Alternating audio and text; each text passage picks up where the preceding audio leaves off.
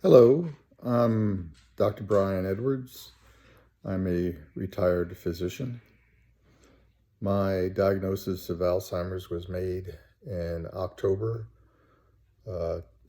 December 2017. I have written a yearly book since then. I am presently writing year 4. I thought that my readers would probably like to hear me talk, so I'm going to present some YouTubes of me presenting a synopsis of each book for each year. Now, year 1 is the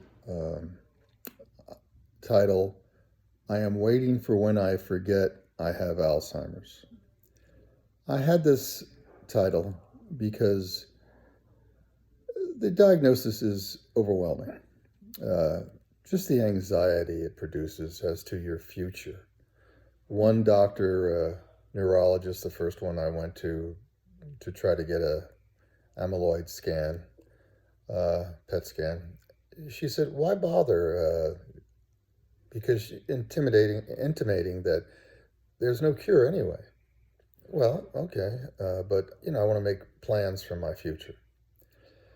As it turned out, I am now into my 4th book, which I'll talk about later, and I should finish by the end of this year, 2021.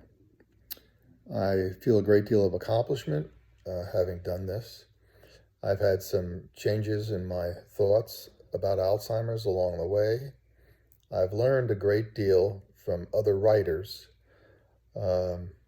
especially prognosis. For example, what do Alzheimer's patients die from? And this was a person who wrote about her mother who was not a physician or in the medical field. And she taught me what people with Alzheimer's die from. It's incredible. I am board certified in geriatrics 3 times, and I treated patients in nursing homes, and yet I really didn't know what Alzheimer's patients died from. I hope this can whet your interest in my books. I'll say a little more about year 1 book.